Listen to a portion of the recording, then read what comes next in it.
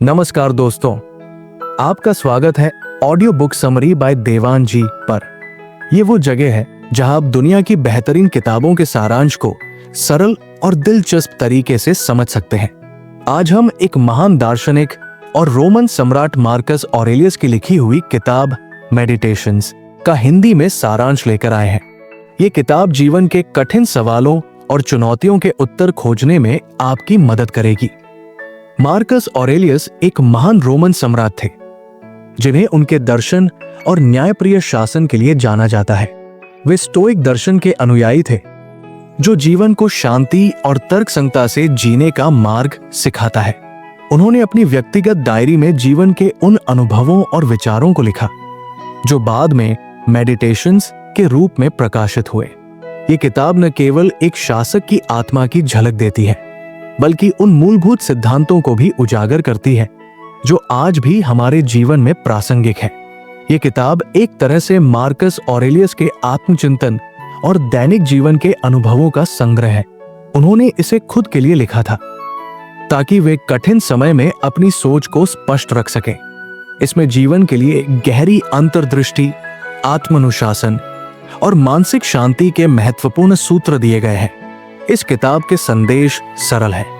खुद पर नियंत्रण रखें, जीवन में आने वाली कठिनाइयों को स्वीकार करें, दूसरों के प्रति दयालु और सहिष्णु बने। ये किताब हमें ये सिखाती है कि कैसे हम खुद को बदलकर अपने जीवन को बेहतर बना सकते हैं। मार्कस ऑरेलियस की महान शिक्षा है कि वर्तमान क्षण ही हमारी असली संपत्ति है। अक्सर हम अपने जीवन को अतीत की गलतियों और भविष्य की चिंताओं में उलझाकर व्यर्थ कर देते हैं, लेकिन जीवन का सार इस बात में है कि हम अभी को कैसे जीते हैं। वर्तमान में जीना हमें मानसिक शांति और खुशी की ओर ले जाता है। वर्तमान में जीने का अर्थ है अपने विचारों, कार्यों और भावनाओं को इसी क्षण पर केंद्रित करना। जब आप वर्तमान में जीते हैं तो आप अधिक जागरूक, प्रोडक्टिव और शांत रहते हैं। मार्कस कहते हैं, अतीत चला गया, भविष्य अज्ञात है, केवल वर्तमान हमारा है। एक छात्र जिसे अपनी परीक्षा की तैयारी करनी है बार बार सोचता रहता है कि क्या वो पास होगा या असफल हो जाएगा। भविष्य की चिंता उसके वर्तमान को बर्बाद कर देती है, लेकिन जब वो अपने दिमाग को शांत करता है और सिर्फ पढ़ाई पर ध्यान केंद्रित करता है तो वो न केवल अपनी पढ़ाई पूरी करता है बल्कि आत्मविश्वास भी हासिल करता है। हम अक्सर अतीत की गलतियों पर पछताते हैं या भविष्य की चिंताओं में उलझे रहते हैं। ये मानसिक बोझ हमें वर्तमान में जीने से रोकता है। जो हो गया उसे स्वीकार करें, जो आने वाला है उसके लिए तैयार रहें, लेकिन उस पर अटके नहीं रहें। जो अभी आपके सामने है उसे पूरी ईमानदारी से करें। एक किसान की फसल तेज बारिश में बर्बाद हो गई। वो दिन रात सोचता रहा कि अब उसका क्या होगा, लेकिन जब उसने ये सोचा कि इस वक्त वो जो कर सकता है वो करना चाहिए तो उसने खेत को दोबारा तैयार किया और मेहनत की। अंततः अगली फसल अच्छी हुई। किसान ने ये सीखा कि वर्तमान में काम करने से ही भविष्य सुधारा जा सकता है। ध्यान, मेडिटेशन और माइंडफुलनेस हमें सिखाते हैं कि हम अपने विचारों को कैसे नियंत्रित करें और अपने ध्यान को वर्तमान पर केंद्रित करें। बड़े लक्ष्यों को पाने के लिए छोटे छोटे कार्यों पर ध्यान दें। अगर आप किसी काम को पूरी तन्मयता से करते हैं तो आप एक तरह के फ्लो स्टेट में पहुंच जाते हैं।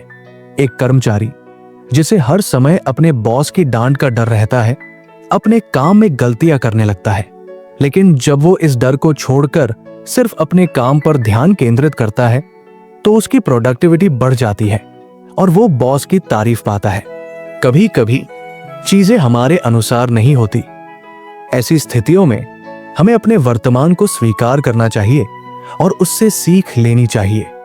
आपके आसपास छोटे छोटे सुख होते हैं, उन्हें पहचानें और उनका आनंद लें। जीवन सिर्फ बड़ी उपलब्धियों से नहीं बनता बल्कि छोटे छोटे क्षणों का आनंद लेने से ही संपूर्ण बनता है। एक बच्चा पार्क में खेलते हुए गिर गया। उसकी मां ने उससे कहा कि वो रोने के बजाय अपने खेल का आनंद ले। बच्चा फिर से खेल में खो गया और खुश हो गया। ये सिखाता है कि अगर हम गिरावट को स्वीकार कर लें तो आगे बढ़ना आसान हो जाता है। जब आप वर्तमान में जीते हैं तो आपका मन शांत रहता है। आप अपने प्रियजनों के साथ समय बिता सकते हैं। वर्तमान पर ध्यान केंद्रित करने से आप अपने कार्यों को बेहतर तरीके से कर पाते हैं। चिंता और तनाव कम होने से आपका मानसिक और शारीरिक स्वास्थ्य बेहतर होता है। मार्कस ऑरेलियस का संदेश स्पष्ट है, अपने जीवन को अभी जियो। वर्तमान क्षण ही आपकी सबसे बड़ी शक्ति है। अतीत की गलतियों और भविष्य की चिंताओं को छोड़कर अगर हम वर्तमान में जीना सीख जाएं, तो हमारा जीवन अधिक शांतिपूर्ण और सफल हो सकता है। दोस्तों, क्या आप भी अपने जीवन में वर्तमान क्षण को अपनाने के लिए तैयार हैं? अपनी राय कमेंट में जरूर बताएं। मार्कस ऑरेलियस की शिक्षाओं में बाहरी परिस्थितियों को स्वीकार करने का गहरा महत्व है।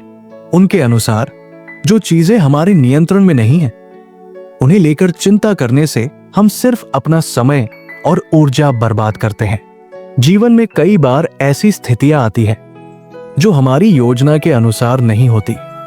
इन परिस्थितियों को स्वीकार करके हम न केवल मानसिक शांति पा सकते हैं, बल्कि बेहतर तरीके से आगे बढ़ सकते हैं। बाहरी परिस्थितियों का मतलब है वो चीजें या घटनाएं जो हमारी इच्छा या प्रयास से बाहर है, जैसे मौसम का खराब होना, आर्थिक मंदी, किसी का व्यवहार, दुर्घटनाएं या अन्य अप्रत्याशित घटनाएं। मार्कस ऑरेलियस ने कहा था, आपके दिमाग के बाहर की हर चीज आपके नियंत्रण से बाहर है, इसलिए अपनी ऊर्जा केवल अपने विचारों और कार्यों पर लगाएं। एक किसान ने अपनी फसल बोई थी, लेकिन बारिश समय पर नहीं हुई। वो चिंता करने लगा और निराश हो गया। बाद में उसने ये समझा कि बारिश उसके नियंत्रण में नहीं है। उसने अपने खेत को सिंचाई के माध्यम से तैयार किया और परिणाम स्वरूप फसल बचा ली। ये कहानी सिखाती है कि जब आप परिस्थितियों को स्वीकार कर लेते हैं तो आप समाधान ढूंढने पर ध्यान केंद्रित कर सकते हैं। बाहरी परिस्थितियों को स्वीकार करने से तनाव और चिंता कम होती है। जब आप चीजों को वैसे ही स्वीकार करते हैं जैसे वे हैं, तो आप मानसिक रूप से अधिक स्थिर महसूस करते हैं। जो चीजें बदल नहीं सकती, उन पर जोर देने से आपकी ऊर्जा व्यर्थ होती है। इसे स्वीकार करके आप अपनी ऊर्जा को सकारात्मक कार्यों में लगा सकते हैं। स्वीकार्यता का मतलब ये नहीं है कि आप हार मान लें। इसका मतलब है कि आप सच्चाई को समझें और उसके आधार पर सही निर्णय लें। एक व्यापारी जिसने अपना जीवन भर की कमाई एक बड़े प्रोजेक्ट में लगाई थी, उसे आर्थिक नुकसान का सामना करना पड़ा। पहले वो हताश हो गया और अपने भाग्य को कोसने लगा, लेकिन बाद में उसने परिस्थिति को स्वीकार किया और छोटे व्यवसाय से शुरुआत की। कुछ सालों बाद उसने अपनी मेहनत और धैर्य से फिर से सफलता हासिल की। कोई भी घटना अपने आप में न अच्छी होती है न बुरी। ये हमारा नजरिया है जो इसे अच्छा या बुरा बनाता है। जो चीजें आपके नियंत्रण में है उन पर काम करें, जो नियंत्रण से बाहर है उन्हें स्वीकार करें। ध्यान और आत्मनिरीक्षण से आप अपनी भावनाओं को समझ सकते हैं और अनावश्यक तनाव से बच सकते हैं। एक छात्र ने प्रतियोगी परीक्षा की तैयारी की थी। परीक्षा में कठिन सवाल आए और वो असफल हो गया। उसने स्थिति को स्वीकार किया और समझा कि परीक्षा का परिणाम उसके नियंत्रण में नहीं था। इसके बजाय उसने अगले साल के लिए बेहतर तैयारी पर ध्यान केंद्रित किया और सफल हो गया। स्वीकार्यता का मतलब ये नहीं है कि आप चीजों को बदलने की कोशिश न करें। इसका मतलब यह है कि आप वास्तविकता को स्वीकार करके उसे सुधारने की दिशा में काम करें। जो चीजें हमारे नियंत्रण में नहीं है, उन पर विलाप करने के बजाय हम अपनी सोच और प्रयासों को समाधान ढूंढने में लगा सकते हैं। एक धावक को एक बड़ी दौड़ से पहले चोट लग गई। उसने महसूस किया कि चोट उसके नियंत्रण में नहीं है। उसने इसे स्वीकार किया और पुनर्वास पर ध्यान केंद्रित किया। कुछ महीनों बाद उसने अपनी ट्रेनिंग फिर से शुरू की और अगले साल के मुकाबले में जीत हासिल की। आप उन चीजों पर परेशान होना बंद कर देते हैं जो आपके नियंत्रण से बाहर है। आप मानसिक रूप से शांत और स्थिर महसूस करते हैं। यह आपको हर स्थिति में अवसर देखने की शक्ति देता है। जब आप दूसरों के व्यवहार को स्वीकार करते हैं तो आपके संबंध बेहतर हो जाते हैं। बाहरी परिस्थितियों को स्वीकार करना एक महत्वपूर्ण कला है जो हमें शांतिपूर्ण और संतुलित जीवन जीने में मदद करती है। मार्कस ऑरेलियस की शिक्षाओं का यह हिस्सा हमें सिखाता है कि कैसे हम अनावश्यक तनाव से बच सकते हैं और अपनी ऊर्जा को सही दिशा में लगा सकते हैं। तो दोस्तों, क्या आप भी बाहरी परिस्थितियों को स्वीकार करने की कला को अपने जीवन में अपनाना चाहते हैं? अपने विचार कमेंट में जरूर साझा करें।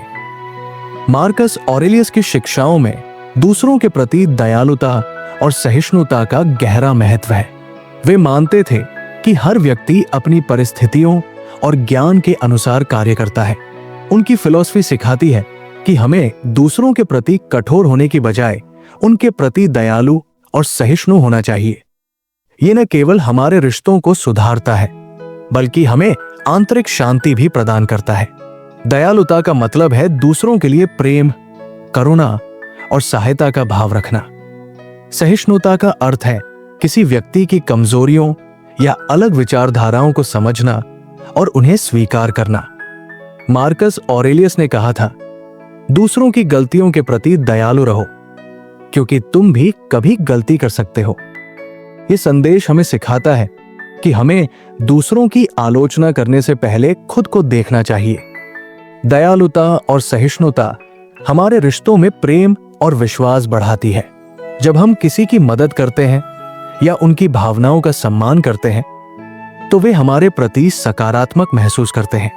दूसरों के प्रति सहिष्णु और दयालु होने से हमारे अंदर शांति और संतुलन बना रहता है। नकारात्मक भावनाएं कम होती हैं और हमारा मन हल्का महसूस करता है। दयालुता और सहिष्णुता का व्यवहार एक स्वस्थ और सकारात्मक समाज की नींव रखता है। यह हिंसा, घृणा और भेदभाव को कम करता है। एक बार एक व्यक्ति सड़क पर जा रहा था। उसने देखा कि एक बुजुर्ग महिला भारी बैग लेकर चलने में असमर्थ थी। उस व्यक्ति ने बिना किसी स्वार्थ के उनकी मदद की और बैग उनके घर तक पहुंचा दिया। बुजुर्ग महिला ने उसे धन्यवाद दिया और उसकी दयालुता को जीवन भर याद रखा। ये छोटी सी कहानी सिखाती है कि दयालुता के छोटे छोटे कार्य भी किसी के जीवन में बड़ी खुशी ला सकते हैं। हर व्यक्ति की सोच अलग होती है। सहिष्णुता का मतलब है दूसरों की विचारधारा को न केवल सुनना बल्कि उसका सम्मान भी करना। कई बार विवाद और संघर्ष केवल इसलिए होते हैं क्योंकि हम दूसरों के दृष्टिकोण को समझने की कोशिश नहीं करते। सहिष्णुता हमें इनसे बचाती है। जब हम सहिष्णु होते हैं तो हमें दूसरों से कुछ नया सीखने का मौका मिलता है। ये हमारे व्यक्तिगत विकास में मदद करता है। एक बार एक धर्मगुरु से उनके शिष्यों ने पूछा, आप हमेशा शांत और सहिष्णु कैसे रहते हैं? धर्मगुरु ने उत्तर दिया, जब लोग मुझ पर क्रोधित होते हैं या अपशब्द कहते हैं तो मैं इसे उनकी परेशानी समझता हूं। मैं उनके दृष्टिकोण को समझने की कोशिश करता हूं और उनके प्रति दयालु रहता हूं। इस कहानी से हमें यह सीखने को मिलता है कि सहिष्णुता और दयालुता के माध्यम से हम खुद को और दूसरों को बेहतर समझ सकते हैं। हर व्यक्ति अपने जीवन में किसी न किसी संघर्ष से गुजर रहा होता है। उनकी परिस्थितियों को समझने की कोशिश करें। अगर कोई आपकी आलोचना करता है या आपको चोट पहुंचाता है तो गुस्सा करने की बजाय शांत रहें और उसकी स्थिति को समझने की कोशिश करें। दयालुता और सहिष्णुता पहले खुद से शुरू होती है। अपने प्रति दयालु बने और अपनी कमजोरियों को स्वीकारें। हर व्यक्ति में कुछ न कुछ अच्छा होता है। इसे पहचानने की कोशिश करें और उसकी सराहना करें। एक बार एक बच्चा अपने स्कूल में एक नए साथी से मिला। वो साथी थोड़ा चिड़चिड़ा था और बाकी बच्चों से झगड़ता रहता था, लेकिन उस बच्चे ने उसे समझने की कोशिश की और उसकी दोस्ती स्वीकार की। कुछ दिनों बाद वो नया साथी बदल गया और उसने बताया कि वो अपने घर की समस्याओं के कारण परेशान था। ये कहानी सिखाती है कि सहिष्णुता और दयालुता से किसी का जीवन बदल सकता है। ये हमारे व्यक्तिगत और पेशेवर जीवन में रिश्तों को बेहतर बनाता है। गुस्सा और घृणा से बचकर हम मानसिक शांति पा सकते हैं। ये समाज में एक सकारात्मक और प्रेरणादायक माहौल बनाता है। दूसरों के प्रति दयालुता और सहिष्णुता न केवल हमारे जीवन को आसान बनाती है, बल्कि समाज को भी बेहतर बनाती है। मार्कस ऑरेलियस की शिक्षाएं हमें सिखाती हैं कि दूसरों को समझने और स्वीकारने से हम एक सशक्त और खुशहाल जीवन जी सकते हैं। मार्कस ऑरेलियस की पुस्तक मेडिटेशंस हमें सिखाती है कि मृत्यु जीवन का एक अपरिहार्य सत्य है और इसे स्वीकार करना हमें न केवल शांतिपूर्ण जीवन जीने में मदद करता है, बल्कि हमारे दृष्टिकोण को भी गहराई देता है। वे कहते हैं कि मृत्यु को समझना और उसका सामना करना हमें डर से मुक्त करता है और जीवन को पूरी तरह से जीने के लिए प्रेरित करता है। मृत्यु को स्वीकारने का मतलब है इसे एक स्वाभाविक प्रक्रिया के रूप में देखना और इससे डरने की बजाय इसे समझना। मार्कस ने लिखा, मृत्यु जीवन का अंत नहीं, बल्कि प्रकृति का नियम है। जब हम इसे स्वीकार करते हैं तो हम अपनी प्राथमिकताओं को स्पष्ट कर पाते हैं और जीवन की छोटी छोटी बातों में उलझना बंद कर देते हैं। अक्सर लोग मृत्यु से इसलिए डरते हैं क्योंकि वे इसे अज्ञात मानते हैं। ये डर हमारी सोच और भावनाओं पर हावी हो जाता है। हम सोचते हैं कि मृत्यु के बाद क्या होगा। अपने प्रियजनों को खोने का डर हमें व्यथित करता है। अधूरे सपनों और इच्छाओं का बोझ हमें मौत के ख्याल से परेशान करता है। मार्कस कहते हैं कि मृत्यु का डर हमें वर्तमान से दूर कर देता है। जब हम इस डर को हटाकर इसे एक स्वाभाविक अंत मानते हैं तो हम अपने जीवन को अधिक अर्थपूर्ण बना सकते हैं। मृत्यु को स्वीकार करने का पहला कदम है हर पल को पूरी तरह से जीना। जब हम जीवन के हर क्षण को महत्व देते हैं तो मृत्यु का डर कम हो जाता है। एक वृद्ध महिला जिसे गंभीर बीमारी का पता चला ने अपने बचे हुए जीवन को परिवार और दोस्तों के साथ खुशी से बिताने का निर्णय लिया। उसने कहा, मैं हर दिन को एक उपहार की तरह जीऊंगी। मृत्यु हमें यह सिखाती है कि जीवन की क्या प्राथमिकताएं होनी चाहिए। यह हमें तुच्छ चीजों पर ध्यान देने के बजाय अपने असली लक्ष्यों पर काम करने के लिए प्रेरित करती है। एक व्यक्ति जिसने अपने दोस्त को अचानक खो दिया ने महसूस किया कि वो अपने जीवन में बहुत अधिक समय बर्बाद कर रहा था। उसने अपनी जीवन शैली बदल दी और अपने परिवार और दोस्तों के साथ अधिक समय बिताने का फैसला किया। जब हम अपने कार्यों को एक उद्देश्य से जोड़ते हैं तो मृत्यु का डर कम हो जाता है। यह हमें प्रेरित करता है कि हम अपनी विरासत छोड़कर जाएं। मार्कस ऑरेलियस खुद एक राजा थे, लेकिन उन्होंने अपने जीवन को केवल सत्ता तक सीमित नहीं रखा। उन्होंने अपनी शिक्षाओं और विचारों को अगली पीढ़ियों के लिए छोड़ा, जिससे वो आज भी प्रेरणा का स्रोत बने हुए हैं। एक छोटे गांव में एक किसान था। उसने अपने पूरे जीवन में मेहनत की, लेकिन अपने परिवार के साथ समय बिताने का मौका नहीं मिला। एक दिन उसने देखा कि उसका सबसे अच्छा दोस्त अचानक गुजर गया। इस घटना ने उसे झकझोर दिया। उसने अपनी जिंदगी को फिर से परखा और फैसला किया कि अब वो हर पल का आनंद उठाएगा।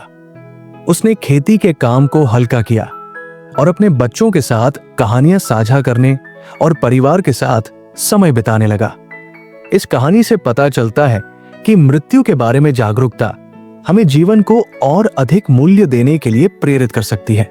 मार्कस ऑरेलियस ने सुझाव दिया है कि मृत्यु को एक दुश्मन की तरह देखने की बजाय इसे जीवन का एक अनिवार्य भाग माने। जैसे दिन के बाद रात आती है और सर्दी के बाद बसंत, वैसे ही जीवन के बाद मृत्यु आती है। ये प्रकृति का नियम है। जब हम ये महसूस करते हैं कि हम ब्रह्मांड के एक छोटे हिस्से हैं, तो मृत्यु का डर कम हो जाता है। मार्कस ने सिखाया कि जब हम अपनी इच्छाओं और अपेक्षाओं को कम करते हैं, तो हम मृत्यु को स्वीकारने के लिए तैयार हो जाते हैं।